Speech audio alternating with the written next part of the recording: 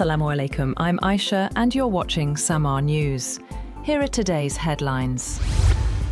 US President Donald Trump says ISIS second-in-command Abu Bilal al-Minuki has been killed in an operation carried out by American and Nigerian forces in Africa. In a post on Truth Social, Trump described the mission as flawlessly executed, saying the militant leader was tracked through intelligence and targeted after attempts to hide across the region. The announcement comes amid ongoing counter-terrorism cooperation between the United States and Nigeria, which has long battled ISIS-linked and other extremist groups in West Africa. US President Donald Trump has said that Washington is prepared to sign an agreement with Iran if Tehran suspended its nuclear program for 20 years. Speaking to the media aboard Air Force One, Trump said he would accept such an arrangement if Iran's commitment proved genuine. Trump claimed Iran previously conducted trade worth $500 million daily through the Strait of Hormuz, and said the blockade had disrupted Iranian commerce. He said the ceasefire decision was taken at the request of other countries, and once again praised Pakistan's Field Marshal and Prime Minister. Trump also said he would decide within days on lifting restrictions imposed on Chinese companies purchasing Iranian oil. Separately, Aragchi said US-Iran negotiations are suffering from a lack of trust, warning that Tehran wants clearly defined terms before agreeing to any deal. He said contradictory messages from Washington had deepened doubts over US intentions. He also insisted that vessels crossing the Strait of Hormuz must coordinate with Iran's navy unless they are hostile to Tehran.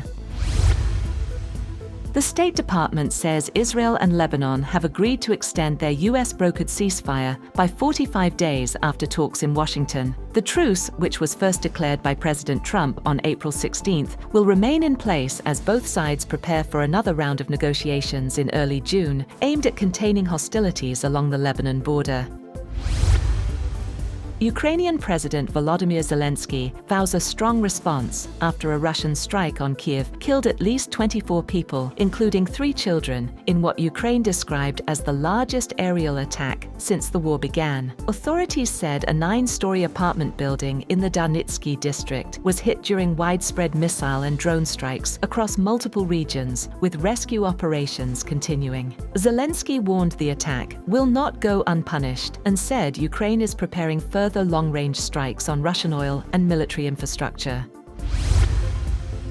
BRICS foreign ministers failed to agree on a joint statement after a 2-day meeting in New Delhi, with deep divisions emerging over the war involving Iran. India instead released a chair's statement highlighting differing national positions. Iran reportedly pushed for a strong condemnation of US-Israeli actions, while the United Arab Emirates rejected Iranian allegations and accused Tehran of attacks on its territory. The disagreement prevented consensus among the bloc's members. India's summary said members agreed on the need for dialogue, respect for sovereignty, and protection of civilian infrastructure, while also calling for unity among developing nations amid global tensions.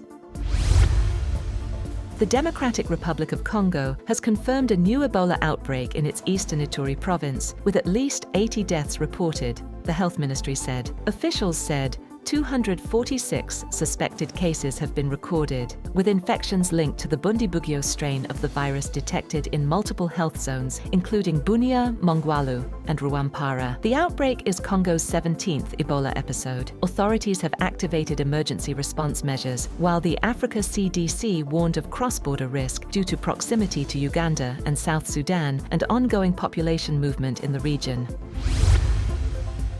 Harvey Weinstein's third rape trial in New York ended in a mistrial after jurors failed to reach a unanimous decision on the charge that he raped aspiring actress Jessica Mann in a Manhattan hotel room in 2013. Weinstein, 74, had pleaded not guilty, with his defense arguing the encounter was consensual. He remains in custody due to prior convictions in separate cases. Prosecutors said they were disappointed, but will review next steps, while Weinstein's legal team urged the case be dropped, noting a split jury vote. It is unclear whether the case will be retried for a 4th time.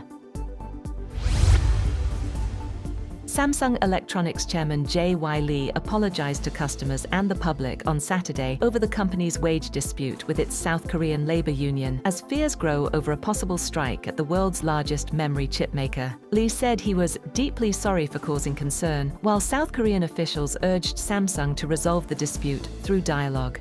The collapse of government-mediated talks has increased worries about disruptions to exports, economic growth, and financial markets. The union says it remains committed to a planned strike next week, despite Samsung's offer to resume negotiations. Samsung's major customers include Nvidia, AMD, and Google.